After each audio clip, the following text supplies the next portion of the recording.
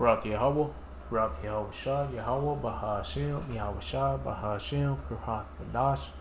All praises, honor, glory, love, respect, faith, and power, and trust, and all credit to my Heavenly Father, Yahweh, and my Heavenly Big Brother, Yahweh Shah. Thank you so much for what you've done, what you're doing, and what you're going to do. Double honors to the apostles and elders and bishops of GMS, Great Millstone, who I learned from, and all the men scattered all over the world, teaching His truth and none but truth in the name, spirit, and the power of Yahweh Bashim Yahweh Shah. Trying to put a spiritual bug in you Hebrew Israelites' ears, you so-called Black Latinos, Hispanics, Native Americans, Seminole Indians, and you speckled birds. And what is a speckled bird? That'd be a Hebrew Israelite that look like some of the heathen nations, like, for example, a Hebrew Israelite that look like a so-called white person, or so-called Chinese person, etc., etc. Got some videos lined up related to war and what's going on around the world with all these nations having conflict for one another.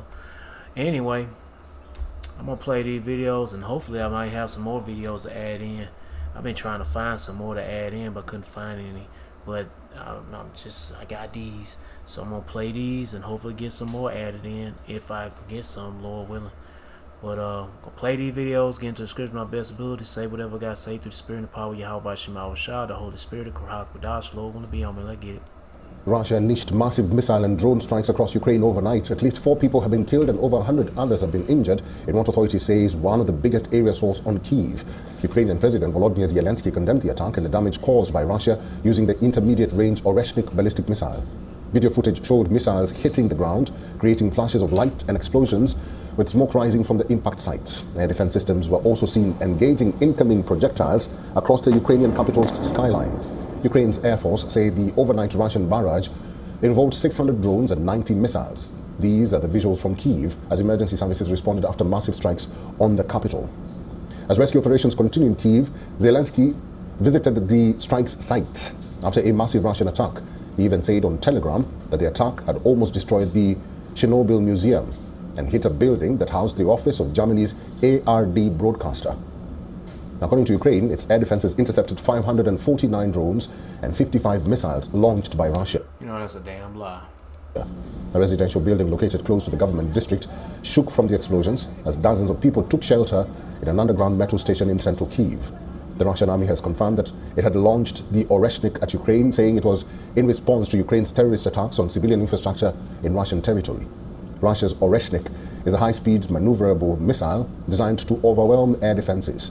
What makes the missile stand out is its multiple independently So it's a hypersonic missile. targetable re-entry vehicles, or MIRVs. This means the missile carries multiple warheads and each of them can hit a different target. Multiple videos from the intervening night of May 23rd and 24th showed bright streaks descending and splitting into multiple submunitions consistent with the Oreshnik's MIRV design.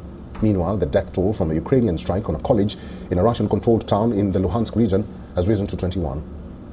The strike, dubbed as one of the deadliest Ukrainian drone barrages in months, wounded 42 people. Ukraine has denied targeting civilians and insisted that it hit a Russian drone unit stationed in that area. As fighting continues between Russia and Ukraine, Norway's Prime Minister has admitted that its involvement... Yeah, again, inside that bomb shelter, I guess, and that's where Malinsky or Skalinsky was at. Oh, he wasn't even nowhere near Ukraine. He probably somewhere in the Bahamas. Shit. in the war. Nah, he had to be somewhere near the Ukraine, because how did he get there so fast? Yeah. It could have been all done AI generated. Man, you never know. He faking the funk, making it seem like he cares for the country and his people. Is now a possibility That nigga somewhere in another part of the world doing some damn cocaine lines. as the country shifts to total defense mode in light of its proximity to Russia and the conflict in Ukraine. Norway's civil defense authorities are preparing about 18,600 shelters, which can protect a little less than 50% of the country's population. French President Emmanuel Macron has condemned Russian strikes on civilian targets and its reported use of the nuclear-capable Oreshnik missile in the massive... Now shit, and these same niggas, France gonna be teaming up with Russia soon. When there was to be the EU, parts of the EU gonna team up with Russia. overnight attacks on Ukraine. But anyway, let's go on to the next video. More about this Russian shooting, whooping some ass on Ukraine. Russia hit Kyiv with hundreds of drones and missiles on Sunday, one of the heaviest. Russia hit Kyiv with hundreds of drones and missiles on Sunday, one of the heaviest bombardments of the city since the start of the 4-year war. It also fired an Oreshnik hypersonic missile near the capital. It's only the third time that the intermediate-range missile, which is capable of carrying a nuclear warhead, has been used in the conflict. Officials say Sunday's hours-long barrage killed several people and wounded more than 80. This 20-year-old, already displaced from Russian-occupied territory, told Reuters he thought he was going to die. Touring the damage, Ukraine's President Volodymyr Zelensky had this to say. Museums, schools, just apartments. The Museum of Chernobyl, which was built, by the way, for the anniversary, it was built just 1 month ago. So they saw this museum, they attacked this exactly to the museum. Just crazy assholes. Thank you. Zelensky condemned the attack, saying there must be consequences for Russia. On the Telegram messaging app, he wrote that decisions from the United States, Europe and others were needed. Ukraine's air force said that Russia launched 90 missiles and 600 drones. Russia said the attack was in retaliation to Kyiv's strikes on civilian targets in Russia. Ukraine says it does not target civilians. Moscow also denies targeting civilians, although No, they both, but they all they're attacking civilians. Yep. Anyway, all you people are targets. Missile food. Next video.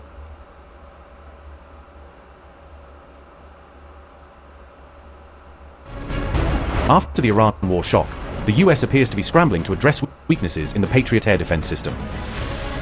Patriot gets a Russian-style patch as Washington looks to add a capability long seen in rival systems. The US is rushing a Patriot upgrade after what critics describe as a battlefield humbling during the Iran conflict. America is reworking the Patriot system with a new backward shot capability to expand its engagement envelope. Post-Iran war pressure appears to be accelerating a Patriot overhaul, even as the Pentagon remains focused on cost-cutting. The US Army has awarded Lockheed Martin a $61 million contract covering 2 Patriot system upgrades. The contract includes work on a new missile as well as a launcher upgrade for the Patriot air defense system.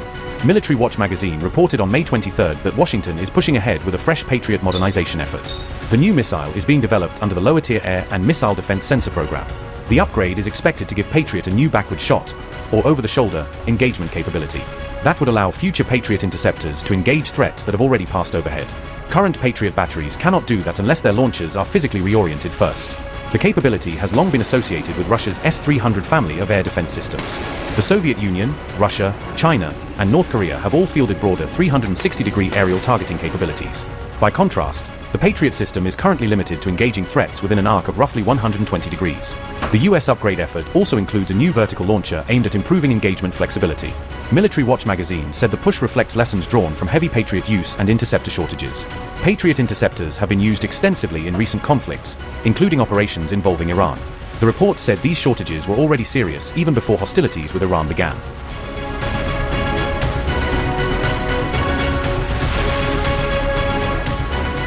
Amid rising tensions, the US is racing to develop a new low-cost Patriot interceptor under $1 million. The proposed interceptor would be 5 times cheaper than today's PAC-3 MSE Patriots, according to Warzone. Right now, PAC-3 MSE missiles cost the Army about $5.3 million per shot. Army officials say a cheaper interceptor would dramatically improve Patriot's cost per intercept against drone swarms. The Army's capability program has formally asked industry for proposals to build the new interceptor. Major General Frank Lozano calls the effort an aggressive low-cost missile competition. Officials plan an industry event in Washington to draw missile manufacturers into the contest. The Pentagon hopes multiple companies will compete to deliver affordable but capable interceptor designs. Army engineers split the interceptor into 4 components, each targeting a price under $250,000. Those components include the rocket motor, seeker, fire control systems, and flight guidance technology. Yeah, these need new move. They need new cheaper missiles because the ones they have for the longest are too expensive. And they using all their missiles up to shoot down cheap ass drones or whatever. Anyway, let's see what else we got. Yeah, I ain't got all these videos. They're not in no particular order.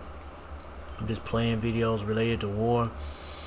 Some videos that just posted today, some posted yesterday or 2 days ago. Losing your hair? Shit, I don't want to see no ad. The United States military has carried out a drill over the Venezuelan capital Caracas, marking the first military exercise in the South American nation since the U.S. troops attacked the capital and captured President Nicolas Maduro and his wife Celia Flores on January 3rd. The latest exercise was described by the Venezuelan government as an evacuation drill meant to prepare for possible medical emergencies or natural disasters. The operation involved 2 MV-22B Osprey aircraft landing near the U.S. Embassy in Caracas, while additional vessels entered Venezuelan waters in the Caribbean Sea.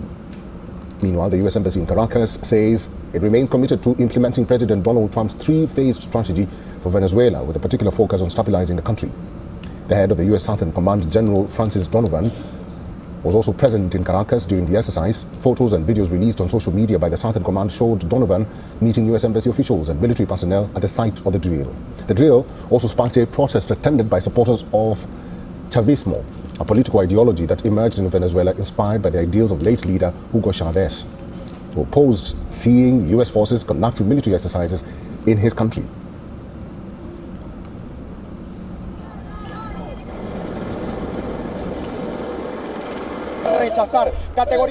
We categorically reject the presence once again of helicopters and U.S. military exercises on our soil.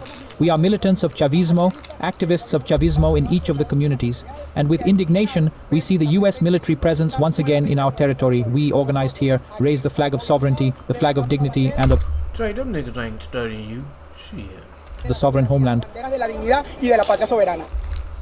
protesting these devils coming on your land, shit, they already took your shit. Yeah, man, you better seek the Lord, man. Fuck that bullshit you talking about. The exercise comes amid growing U.S. involvement in Venezuela following political... Hell, they been United States putting these puppies in your country, and you complain about, oh, there are helicopters coming over you. So what? They don't give a fuck. They'll nuke your ass. changes early this year. Washington has backed the government of Delcy Rodriguez, which has introduced measures aimed at opening Venezuela's vast oil reserves and mining sectors to American investment and participation. Anyway, the United Arab Emirates once marketed itself as the Gulf's little Sparta, a small but feared power. But Iran's escalating attacks on Gulf infrastructure have exposed the limits of Abu Dhabi's ambitions, showing that even the region's most connected state cannot escape the shadow of the Gulf's security crises. Here's a report.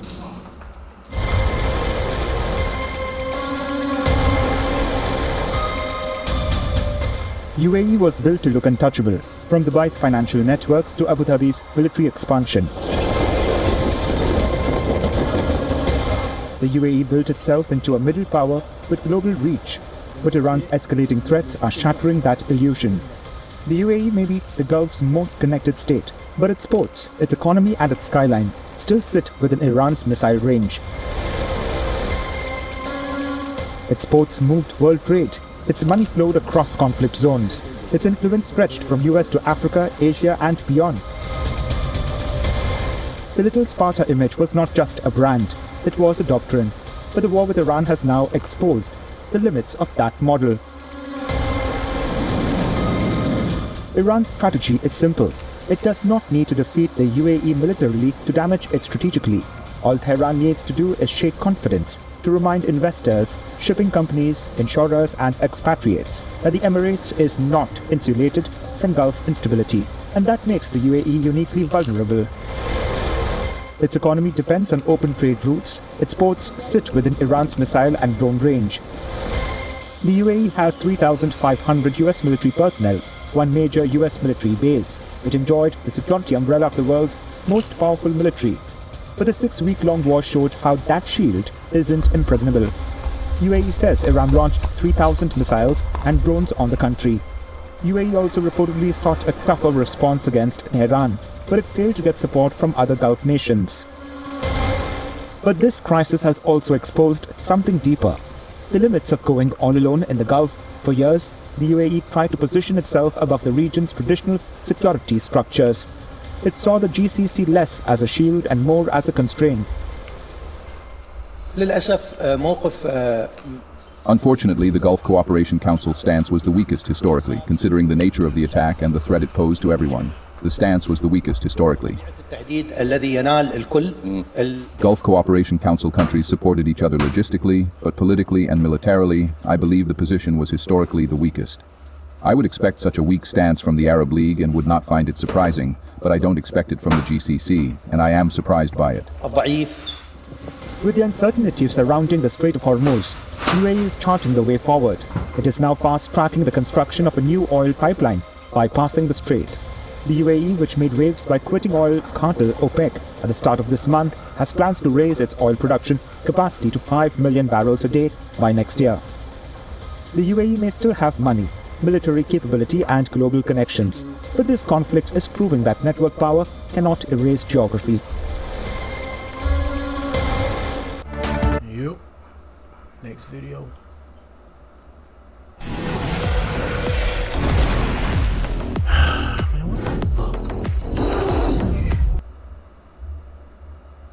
Shockingly, components from companies like Jiangsu Origin Machinery and Taizhou Hongzhe Trading, primarily manufacturers of tractors and agriculture vehicles, were labeled simply as threaded nuts and funneled onto the sacred Kalashnikov inspection line.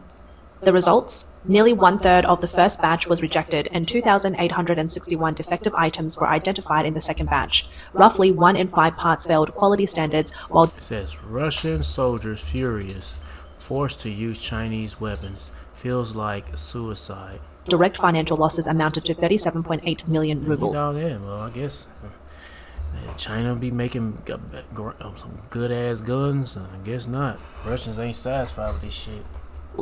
The leak revealed a deeper systemic rot in both nations' defense procurement systems. Putin's repeated promotion of domestic substitution has backfired. Russian frontline soldiers experienced malfunctioning weapons, while Chinese state media's claims of high-end manufacturing were contradicted on the Russian military inspection line. The grand narratives of both governments collapsed amidst the harsh That bitch went blue. reality of defective parts. The true cost of Chinese defense manufacturing is now felt most acutely by the soldiers on Russia's front lines. AK-12 barrels exploding, casing failing to eject. One can imagine Putin seated at the head of a long conference table reviewing the inspection report that revealed a staggering 20% defect rate. Who is he blaming? The avaricious Russian generals or his Chinese counterparts who supplied the faulty components? The answer remains a topic of intense speculation. If you think that a single faulty nut on an AK-12 rifle was just the occasional scheme of a Russian opportunist, you are gravely mistaken. In the grinding machinery of an authoritarian system, there is no such thing as an accident. When you piece together the internal audit files from Russia, a chilling reality emerges. This is not isolated corruption in arms procurement. It is a systemic crisis, an infiltration by Chinese low-cost components from Putin's rifle barrels to the very brain of the Russian military. Take the nerve center of the Russian forces, the communication hubs. The 2019 Compass R radio case, the 2025 Von Telecom router case, and the ongoing Erica radio case at the Ural factory reveal a grim pattern. On the front lines, Russian soldiers calling for artillery support. Through muddy battlefields, hear only static and distortion. Why? Because the radios were fitted with cheap routers and counterfeit circuit boards sourced directly. God damn. I mean, the allies of the BRICS, they ain't got their shit together. Oh well. From China's Huaqiangbei electronics market in Guangdong and small workshops across Jiangsu and Zhejiang. Even the case. You think China will have Russia's back when it comes to the front line of the battlefield, but nah, they bullshitting them on better quality equipment. Were exact copies of China's Hidra civilian radios. Former head of Russia's communication bureau, Arslanov, was sentenced to 17 years for this, involving tens of billions of rubles. At the top, the military demands secure communications. At the bottom, contractors play a labeling and arbitrage game. And it doesn't stop there. Consider Russia's so-called high-tech self-reliance. Rostech's automation group received 400 million rubles in government subsidies, promising complete in-house satellite communications for cars, ships, and aircraft. Investigators found that the software was purchased from China with no source code, and all hardware antennas were composed of imported Chinese parts. Even the Voronezh aircraft factory, VASO, which produces Ilyushin planes, was affected. Tools for high-precision CNC machines were contractually listed as French luxury brand Tivoli, but the warehouse received cheap industrial scrap from China, sold by weight in sacks. Chinese low-cost tools sold by the kilogram were being used in high-precision CNC machines for strategic transport aircraft. This is no longer mere corruption. It is a physical sabotage of Putin's war machine. The core question is this: why do these insatiably greedy Russian military contractors always exploit loopholes and consistently target China? China's Ministry of Foreign Affairs would likely claim these are purely civilian. So it's Russians fucking over Russia by using cheap Chinese shit. Or whatever. Anyway. In trades, naturally occurring market activity. We are unaware of the end use. Absurd. Under the Chinese authoritarian civil-military integration Well, that's what they say, but whatever. framework, nothing in the system is truly organic. These Jiangsu and Zhejiang workshops are far from innocent private enterprises. They are covert white gloves used by Beijing to secretly supply Russia and test the limits of US sanctions. Prices are scandalously low, production capacity overwhelms the market, and custom classifications are flexible enough to label missile components as agriculture tractor parts. This is the true face of what China calls high-end manufacturing, a giant grey market warehouse providing authoritarian regimes with a hidden lifeline. This time Beijing is exposed. Previously, the names of these Chinese intermediaries circulated only in the shadows. Now, the Ivanovo court in Russia has publicly listed Jiangsu origin machinery and Taizhou Hongzhe trading in full English spelling, along with order structures and custom declarations, in an open judgment posted online. Is this true rule of law transparency? No. It is Russian internal factions shifting blame. The Russian military is essentially pointing fingers at Beijing. If the equipment is faulty, the supplier is liable. This is what Xi Jinping and Vladimir Putin call unlimited cooperation, yet when a crisis hits, alliance dissolves instantly and their so-called brotherhood crumbles. The court ruling is now being closely examined by sanctions experts from the US, Treasury Department, and Office of Foreign Assets Control. Secondary sanctions are already being considered. Authorities will not only scrutinize the factories producing nuts and other components, they will trace the entire logistic chain, custom brokers, and even Chinese local banks handling cross-border payments, targeting them all for inclusions on the SDN, Specially Designated Nationals blacklist. For Zhongnanhai, this represents the constant threat of a complete operational cutoff. One has to wonder, in China's armed forces, which publicly claims they are combat-ready victorious troops, would carrier decks and other equipment also be filled with these kickback-driven mislabeled components? Share your perspective in the comments.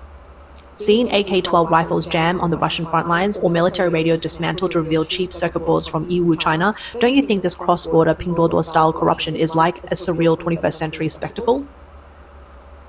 But if you think that, you don't understand the grinding machinery of an authoritarian system. Let's turn back the clock more than a century and consider whether today's Kremlin is simply repeating the fatal mistake of its predecessors. In 1904, during the Russo-Japanese War, Tsar Nicholas II, like I'm gonna start right there. I'm gonna hear all this other shit. From the #1 rated brand in Welcome to the WeOn podcast. In this episode, we explore Russia's new dual-seat Su-57D stealth fighter and how the advanced warplane could transform future drone warfare through manned-unmanned combat operations. Russia has begun testing a new stealth fighter concept designed to combine advanced aerial combat with future drone command capabilities. The Sukhoi Su-57 Felon is Russia's most modern and capable fighter jet. The image first appeared on the fighter bomber Telegram channel with close ties to Russian aerospace. The aircraft was first flown by Sergei Bogdan, Sukhoi Design Bureau chief pilot and hero of Russia. Flight tests of the Su-57 fifth-generation two-seat fighter prototype have begun. This aircraft, developed proactively by our aircraft manufacturers, will not only boast unique combat capabilities, but also the capabilities of a combat trainer and combat control aircraft, noted First Deputy Prime Minister of Russia, Denis Manturov.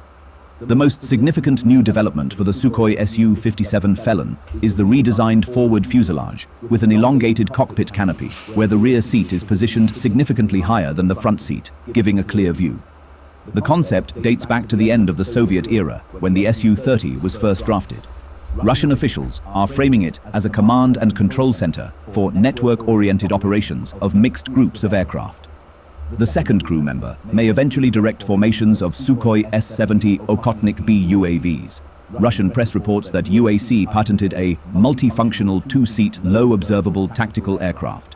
The Izdelie 177 engine, developed by the United Engine Corporation, delivers roughly 35,000 pounds of afterburner thrust, capable of a greater range at lower fuel. The Russian development would parallel China's work on a two-seat version of the stealthy J-20. China's Chengdu J-20S was the very first. It made its public debut and initial flight testing rounds in late 2021.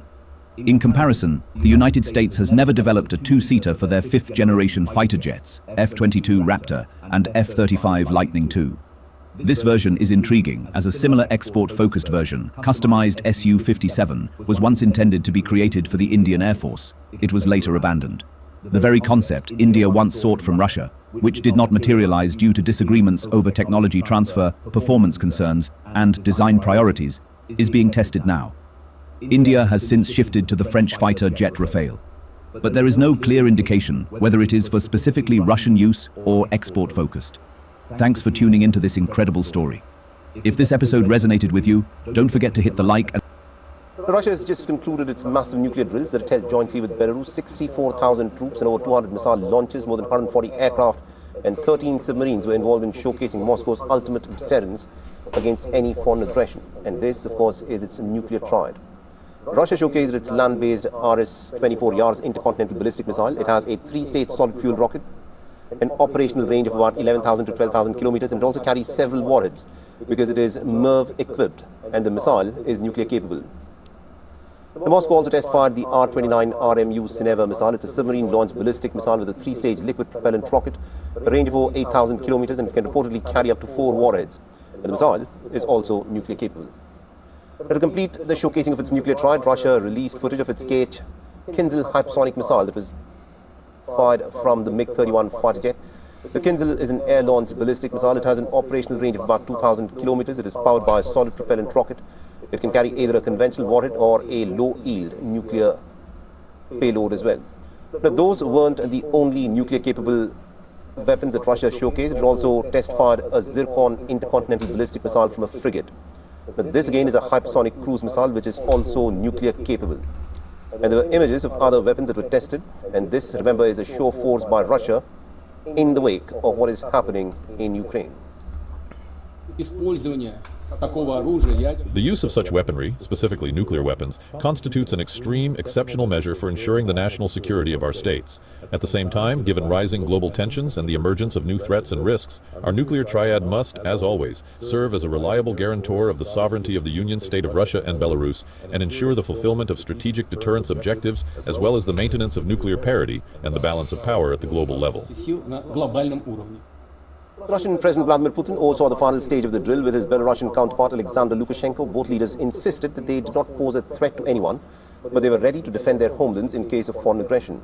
A nuclear triad gives a country multiple ways to launch nuclear weapons. The naval part of the triad, specifically the nuclear-armed submarines, give a nation the crucial second strike capability. Since submarines are mobile and hard to detect, a country may use them to launch a retaliatory second strike nuclear attacks, even if their conventional military bases and silos are being targeted. Putin has said that these latest joint drills with Belarus were planned decades ago, apparently, but they happened to coincide with a surge in Ukrainian attacks and continued tensions with European NATO members. And therefore, the scale and scope of these drills were a show of force and a reminder that Moscow has plenty left in its arsenal. For all the latest news, Yep, let's get to the descriptions, close out. Just a quick update on videos on what's going on in the world when it comes to this war. World War III, you know. Joel chapter 3 verse 9, proclaim ye among the Gentiles, prepare war, wake up the mighty men. Let all the men draw nigh or near. Let them come up, beat their plowshares and the swords and their pruning hooks and the spears. Let the weak say I'm strong. They turn all the gardening tools and the weapons of warfare. And the nations that are against America and the very little amount of allies America got, they're good. They show, hey, pretty much they're flexing the muscles, man. America's Babylon and Gray's enemies are flexing their muscles on how much they military force they got and might they have. They might have some flaws, you know, some defects, but they still got some might. And the Lord's putting His Spirit on these heathens to show and show off what they got. Especially, oh yeah, let me go ahead and get to that. What is it? Oh yeah, the missiles, hypersonic missiles, and better intercontinental ballistic missiles that carry that nuclear payload. Isaiah chapter 9 verse 5. For every battle of the warrior is with confused noise and garments rolled in blood. That's the old way of fighting. Now the new way of fighting. But this shall be with burning and fuel of fire. This is the new way of fighting with missiles. Anything burned by fuel. Yep. Rocket fuel, jet fuel. Yep. Diesel. Yep. What's burning that rocket fuel? Them ICBMs. Let's get to that. Talking about them wasters. So the nuclear warheads. I mean, the nuclear warheads being carried by the missiles.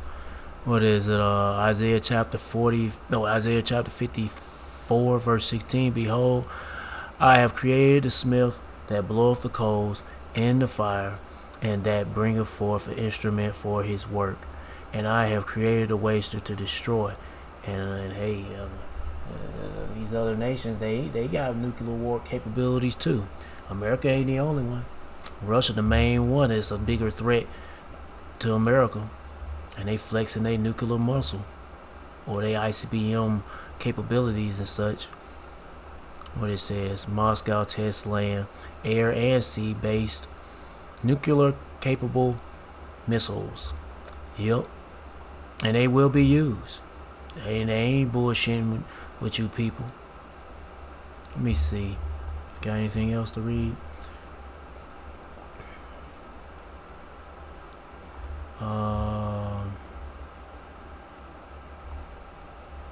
Revelation chapter 11 verse 14. The second woe was past, which that was World War II, and that was involved atomic bombs. And behold, the third woe coming quickly, and that's World War III, and it's gonna be involving nuclear. So you wanna pray like heaven. You know, you pray to Yahweh Shema Shah, you don't get caught up in this shit.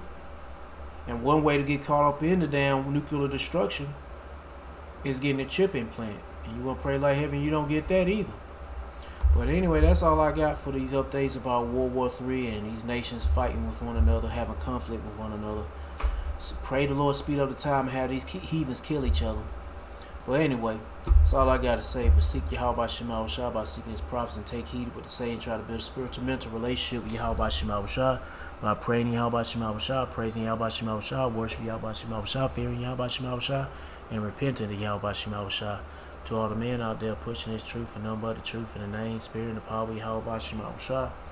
Keep on preaching, keep on teaching, keep your faith and trust strong. Yahweh Shema Shah, stay humble. And for you few sisters out there taking heed, keep your faith and trust strong. Yahweh Shema Shah, stay humble, stay in order with your man. If you ain't got no man, stay in order. Yahweh Shema Shah.